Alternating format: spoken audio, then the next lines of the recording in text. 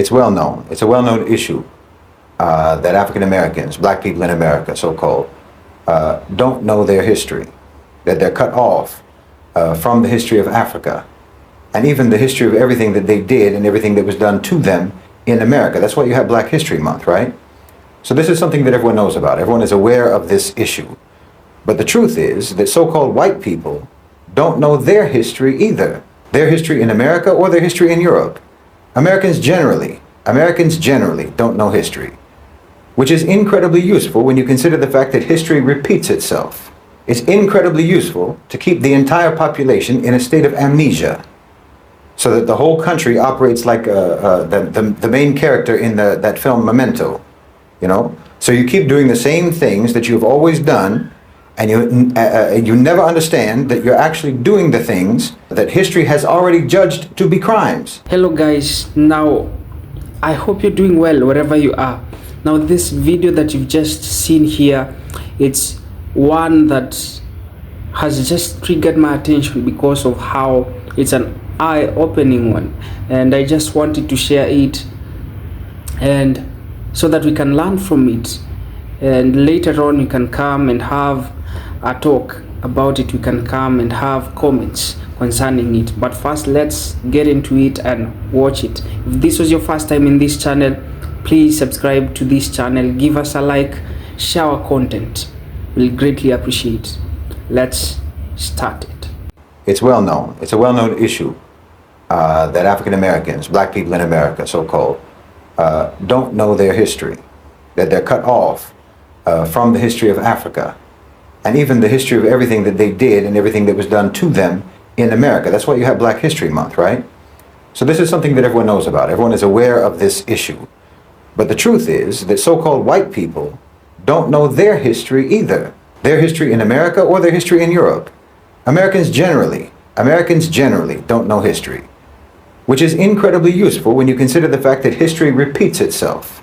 It's incredibly useful to keep the entire population in a state of amnesia, so that the whole country operates like the main character in that film Memento, you know? So you keep doing the same things that you've always done, and you never understand that you're actually doing the things that history has already judged to be crimes. You understand? You can do it as if there's no context, as if there's no history, as if there's no pattern. That's the whole point of approaching current events from an ahistorical perspective. You don't want anyone to see the pattern. You want to be able to do things that have already been condemned by history, but you want to keep doing them anyway, as if you don't know that they're contemptible. You don't know that they are condemned actions. Just like Donald Trump now invoking the Alien Enemies Act in reference to mass deportations and so on. Okay, this is the same act that put tens of thousands of Japanese Americans into internment camps in World War II, and for which the United States government eventually had to provide compensation, and eventually had to even apologize for doing it, you see? It is something completely contemptible that you did, but you want to repeat it. So you forget your history. You forget history so you can repeat history without blame. Both so-called white people and so-called black people in America don't know their history. Both have been told lies about the past, about their respective pasts. And the only reason for that is for the purpose of maintaining the continuity of the contemptible reality of how that society operates. Amnesia and fictional histories serve as a preventative measure against change, against reform, against rehabilitation. America chooses to live like it's in the movie Groundhog Day. You know, you pretend that only today exists over and over and over again. And because of this forced amnesia, because of this deliberate suppression of historical awareness, the people in America don't even recognize when they're reliving their own past. They think that they're facing something new. They think that they're responding to some unprecedented crisis every time.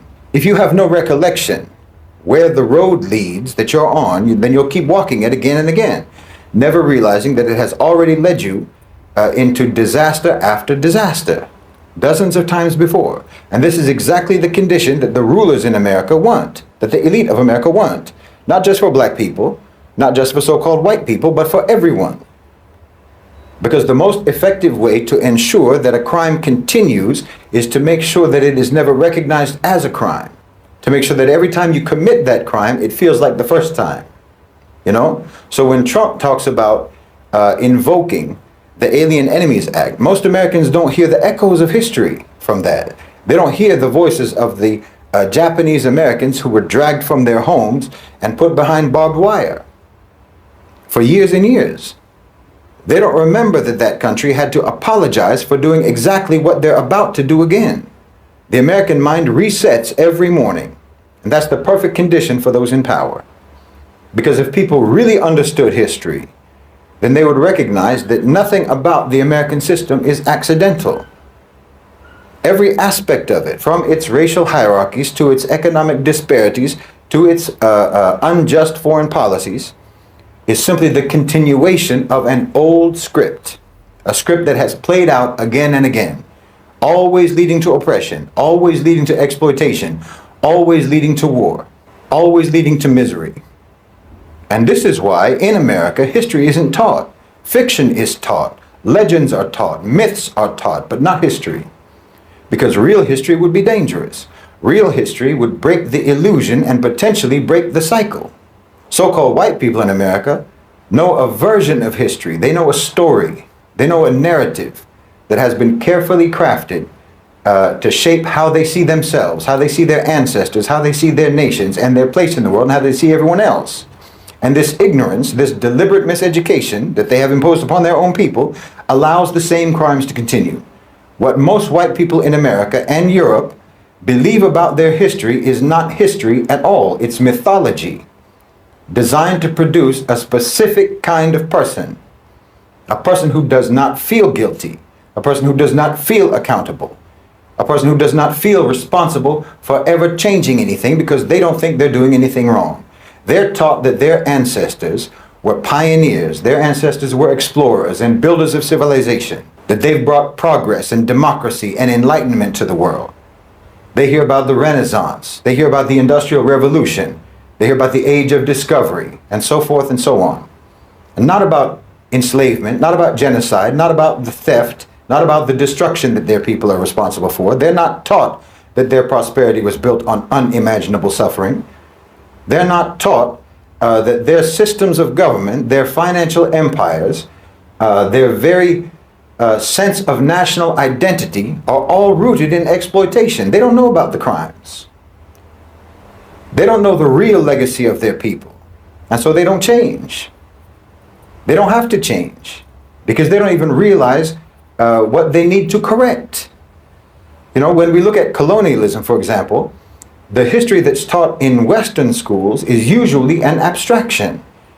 Colonization is framed as something that it just sort of happened a long time ago, you know, something that was maybe unfortunate, but it was inevitable, and ultimately it represented progress, and there were many beneficial things to come from it. Never mind the millions of Africans who died in the Congo Free State under King Leopold. Most white Americans have never heard of them. Never mind the Bengal famine of 1943 when millions of Indians starved to death due to British policies. They don't even know about it. The fact that the American police forces evolved from slave patrols, they don't know about that either. And they're not any more informed about the ongoing crimes, like the pillage of African resources today, the economic neocolonialism that keeps entire regions of the world impoverished, the exploitation of labor in the global South. These aren't relics of history. That's the present day reality of what your people are doing. But the story that white people are told does not include those realities, or else it packages those realities deceitfully and dishonestly. They packaged them dishonestly and deceitfully in the past just like they do now. The irony is that when they're confronted with the truth, many of these people will react defensively. You know, I didn't do that. That was in the past. Why should I feel guilty? But this reaction in and of itself reveals how little they're really understanding. It's not about guilt. It's about responsibility. You know, if a person inherits a stolen house, they may not have stolen it themselves, but they still live in it. And if they refuse to acknowledge where that house came from or how it came into their possession, if they insist that that house is rightfully theirs because the crime happened a long time ago, well, then they're complicit because the theft is ongoing. the crime never really stopped. So when people don't know their history, they cannot recognize when history is repeating itself and when history is actually just a continuum into the present. This is why so-called white people in America can watch their government arm and support genocide in Gaza, bomb Syria, Iraq, Yemen, and so on, and actually believe when they say it's for the purpose of security. They don't see the colonial mindset at work. That's why they can see corporations, for example, Western corporations, strip mine Africa for resources and not connect that to the centuries of plunder that came before. This is why they can hear about mass incarceration, about police brutality and systemic racism in the United States, and not understand that these are not new problems. These are just new forms of an old system. These are new manifestations of the same system. And this is why they don't resist, why they don't challenge the structures that continue to exploit and continue to oppress. Because they don't even recognize those systems as continuations of the age-old exploitation and oppression. The truth is, white people have been colonized too. Not physically, not economically, but psychologically. They've been conditioned to believe in a history that never happened. A history where they were always the heroes. A history where they were never the villains, and where their victims were villains. And as long as they live inside that fiction, well, they'll continue to perpetuate the same crimes of their past, even without realizing it. Which just means that we're not even talking about past crimes. We're talking about ongoing crimes from the past until today. Like I said, it's a continuum. If there's ever going to be any real change, if there's ever going to be any hope for justice, then so-called white people have to actually learn your history. Not the history that makes you feel proud and makes you feel good, that makes you feel comfortable, but real history, the history that makes you uncomfortable, the history that you've denied all this time. And only when white people know their real history, really know it, then maybe they can begin to take the first steps towards repairing the damage that that history caused. The damage that it caused to millions upon millions of people all around the world, including themselves. I mean, Americans, particularly so-called white Americans, you're all like the child of the BTK killer, trying to come to terms with the fact that you were raised by a monster who you always thought was a good and upright man. If Americans in general really understood their history, well, they would know that the United States government has only ever used fear as a weapon against them. And every war that America has ever been involved in was only justified by lies. And every act of domestic repression has only ever been framed as being necessary for the sake of security.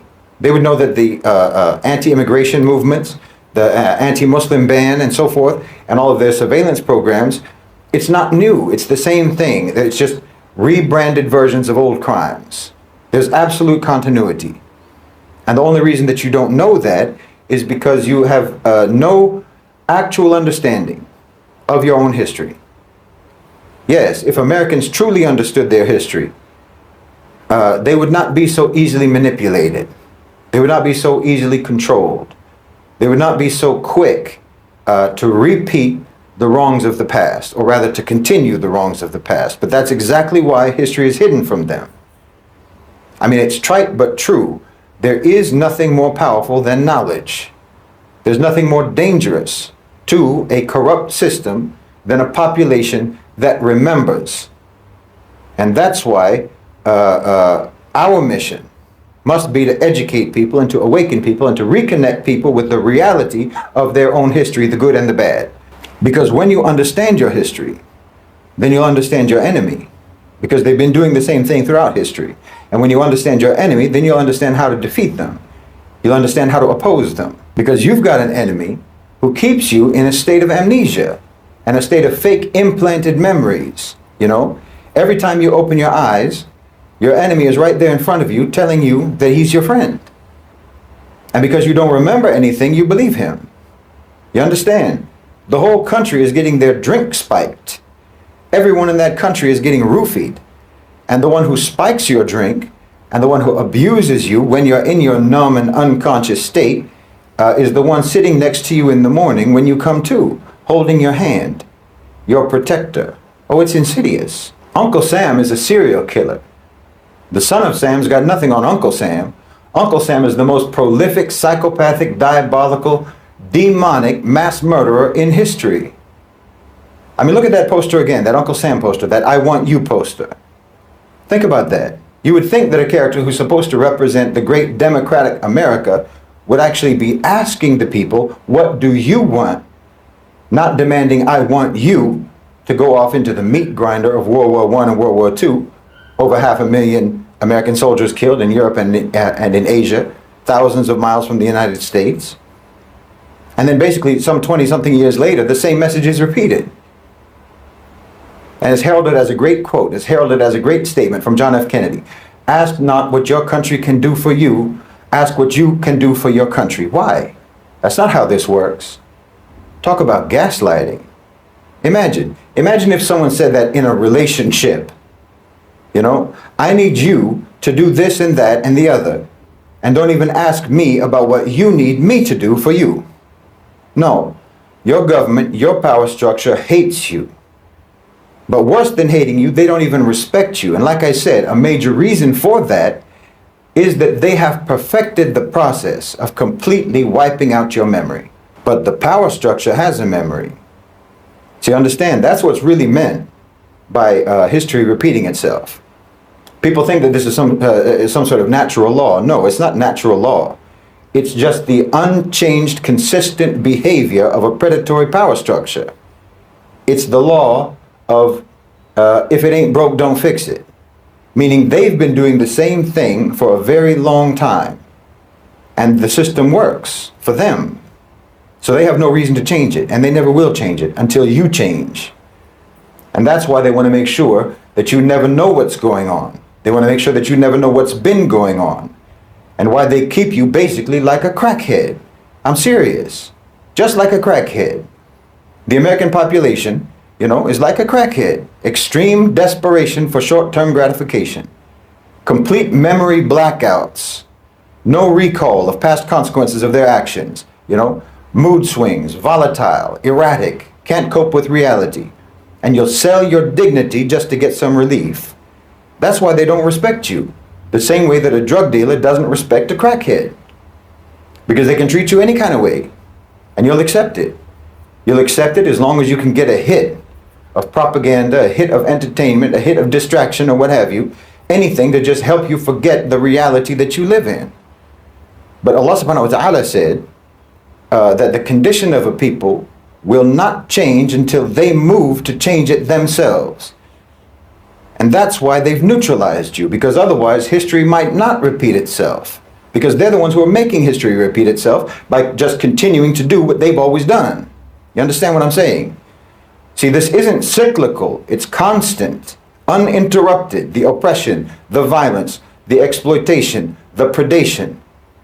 This is all static, unchanging. You know, you say history repeats itself, it makes it sound like you're talking about a cycle, but it's not a cycle. It's not even a loop. It's a straight line. And it has never swerved, not even once. It's one scene. It's the same scene. Year after year, decade after decade. And all they ever do is maybe change the lighting to make it look different, to make it look new. But nothing has changed. But you won't know that as long as you have no memory, as long as you have no actual memory. Not the implanted fake memories of the past that they put in your mind, but a real memory. A real knowledge of history. You'll actually think that you're looking at something new. Because you don't remember. You don't remember that it's always been this way. And that's why they want you to be so desperate to forget. You know, it's like they say, the best predictor of future behavior is past behavior. So the best way to be able to continue negative and destructive behavior into the future is to try to falsify your history. I mean, most people don't even care about history in America. That's a fact. They're already just ignorant. But the ones who do have an interest in history, they're fed a fictitious history. So they're even worse than someone who's just ignorant. They're even worse than someone who knows nothing. Because it's actually better to just know nothing than to believe something false. The one who doesn't know anything can at least learn. They're at least empty, and information can be put in that emptiness. Whereas someone who already believes something false, thinks he already has the knowledge, thinks he already has the information, and that makes him immune to learning. But then, of course, there's also the fact that the history is so horrific, the history is so brutal, that there's already a built-in incentive to deny or to dismiss it. Because it can be absolutely soul-crushing to try to come to terms with. Like I said, it's like finding out that your parent is the BTK killer. How do you process that? Most people would just reflexively deny horrible realities because they've already built their whole life around the assumption that the reality that they live in is not horrible. You've been drinking blood your whole life thinking it's cherry Kool-Aid. You know, the torch of the Statue of Liberty isn't a guiding light, it's an arsonist's weapon. That's what burned down villages in Vietnam. That's what set fire to Iraq and to Afghanistan. And that's what lit burning crosses all over America. You've been living in an alternative universe. So-called white Americans are like Manchurian candidates, committing or being accomplice to heinous crimes decade after decade after decade, insulated by the hypnotic state of the false version of history that they believe. That's why I've said so repeatedly, your so-called civilization has betrayed you. Your so-called civilization has duped you.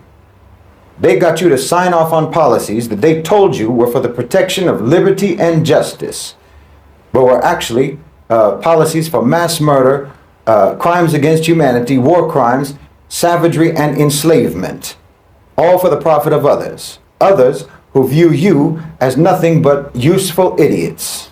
And now you're incriminated. Now you're accomplices. Now you're taking the fall. But you've got no one to blame but yourselves. But you know what the biggest fraud is? You know what the biggest control strategy is that they use? It's not entertainment. It's not drugs. It's not mass distraction. It's not pornography. It's not even their falsification of history. The biggest strategy that they use to keep you weak and to keep you neutralized is teaching you to hate Islam. I mean, of course, this is couched in the general atheistic secular programming that they impose on you in the West and in America to make you dismissive about religion overall. But their main tool, their main concern, their main focus is to keep you away from Islam and Islam away from you. They teach you that all religions are the same. All religions are nothing but control mechanisms. All religions are man-made. All religions are oppressive and what have you. You know, they poison your whole concept of religion so that you'll just have a default animosity and a default aversion to Islam. And you can't see what they're doing to you. You can't see that this very calculated, very coordinated, and very relentless anti-religious propaganda in films, in television, in academia, in popular discourse, you can't see how all of that is being done very deliberately and in an orchestrated manner. And you can't see that this in and of itself, this is a strategy of control, a mechanism of control. And then the absolutely disciplined, the absolutely systematic and forceful demonization of Islam across all sections of the media. You think they're telling you the truth? You think that they're doing that to help you? Not to make sure that you never will get any help and not to make sure that you will never help yourself? This is why they're doing it. All they ever do is lie to you. But somehow, for some reason, in the case of Islam, what, you think that they're being honest with you? You know, they've pushed this idea on their people, on the public, that atheism is the most rational and the most realistic, the most reasonable, the most scientific, the most logical, and the most intellectual position that anyone can take. They've pushed that narrative, and they pushed it hard to where people are embarrassed to admit that they're religious.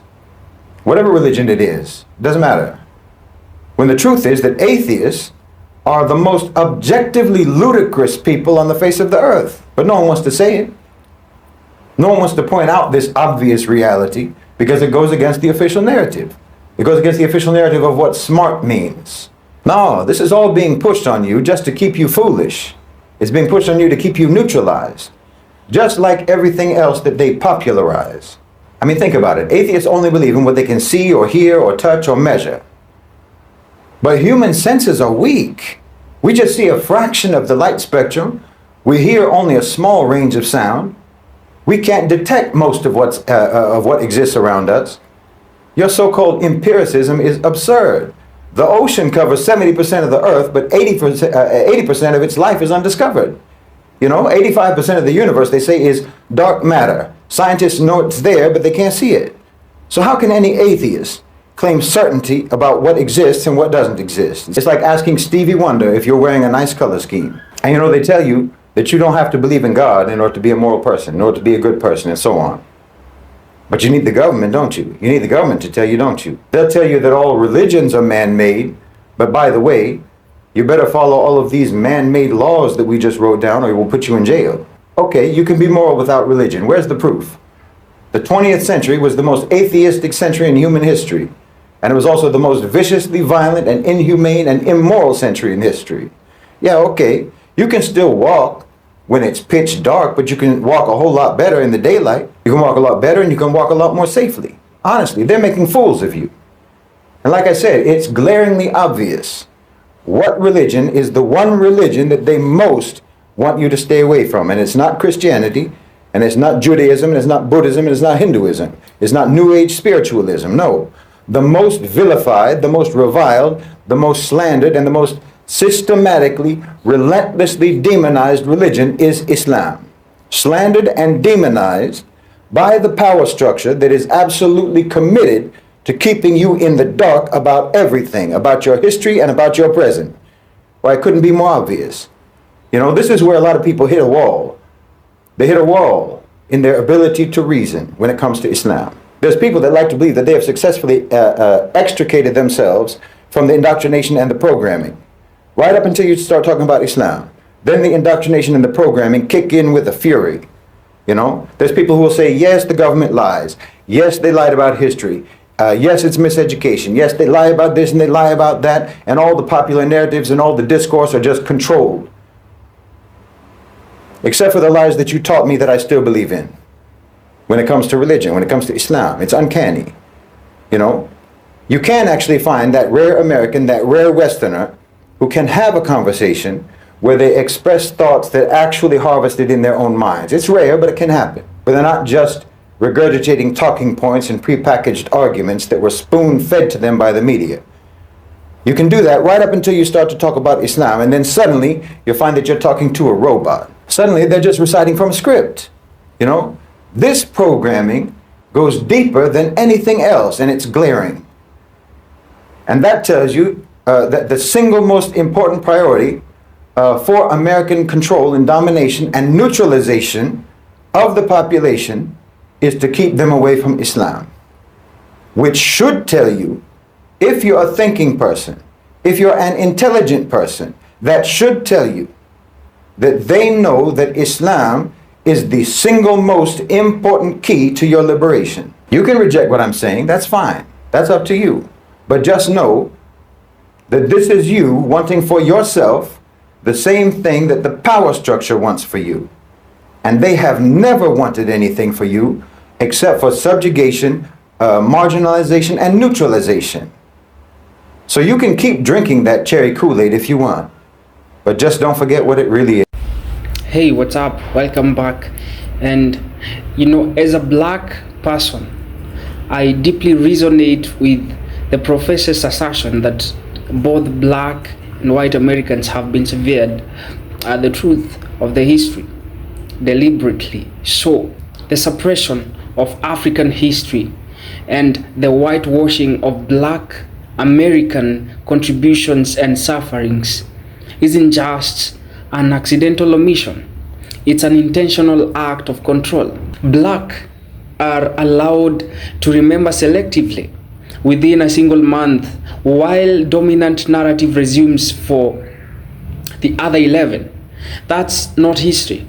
That's erasure wrapped in tolerance. What the professor says about white Americans not knowing their own history is just as critical. When people are trained to see their ancestors as heroes and saviors rather than as colonizers and exploiters, they inherit a false innocence. This makes accountability nearly impossible. It's like a national gaslighting project. People don't understand why systems are broken because they've never been told how those systems are built in the first place. So how will they understand how systems are broken? And if you don't know the truth, how can you recognize injustice, let alone fight it? how can you recognize it? So the analogy of the film struck me hard. Living in a country with no historical memory means trauma gets recycled endlessly, especially for the black folks. And you know, policing, housing discrimination, mass incarceration, these are not a new phenomenon. They are just rebranded versions of old oppressions. When Trump invokes the Alien Enemies Act and nobody blinks, shows how effective this historical amnesia is. We've seen this movie before. The most people are watching it like its premiere. That's the danger. History erased becomes horror repeated. And what's even more sinister is the way the mythology of Western progress is sold to white people. This idea that the ancestors brought about civilization to Africans. You want to mean something that makes me wonder, because you want to mean Africans were not civilized before they came. Huh? Really? Africans had their culture. Africans had systems before. Instead, what they did, they wiped out their culture. They wiped out their civilization so that they can bring in their own. Something they want to do right now. Something they want to wipe out the black history, the black culture, so that one day they will tell that they gave blacks history, they gave them culture, something that is so wrong. They skip the fact that their ancestors perpetuated this slavery, genocide, and theft. And something I just find that it creates a kind of moral blindness. The blindness is also generational. They want to create it that generations and generations will be blind. It gets passed down not just through textbooks, but through family stories, media, and national symbols. That's why there is resistance when truth is spoken. Because if you admit the truth, you inherit the responsibility to do something about it. And that's what the system wants to avoid. They don't want to be responsible to do something against it. And guys, the professor's words about present day new colonialism are especially important. This isn't about just what happened back then. The exploitation of African land, people, and resources is still happening even now, only that now it wears a suit and carries a contract. Many white Americans have no idea that their phones, their clothes, their entire economy is still built on the suffering of people who look like us. And when they are told, they are trained to see it as an unfortunate side effect of globalization, not as a continuation of colonial theft that their ancestors perpetuated. And that willful ignorance is what allows injustice to evolve and to survive. Ultimately, this speech is a call for historical reckoning, not just for black people to reclaim their full, unfiltered history, but for white people to face theirs too. They have to face it. They have to know their ancestors did this and that, so they can be accountable. Because without that collective reckoning, nothing will truly change. Nothing will truly change. We can't heal from what we refuse to remember. We can't heal from whatever we refuse to remember. We can't fix what we've been taught to forget. Never. We'll never teach. And the longer we live in this national amnesia, the more likely we are to wake up one day reliving an old nightmare, thinking it's something new. Now, I don't know what you think about this video, But let's keep on having a conversation in the comment section. Let's keep on supporting each other. Let's keep on lifting black people. Let's keep on supporting black people. Let's keep on having this conversation more and more often. And let's keep on pointing out these injustices until that time that black people will get their justice. I've been your presenter, Turain Shadrach, and if this was your first time in this channel, please consider supporting us by simply subscribing, giving us a like, sharing our content. We greatly appreciate. I hope to see you in the next video. Goodbye.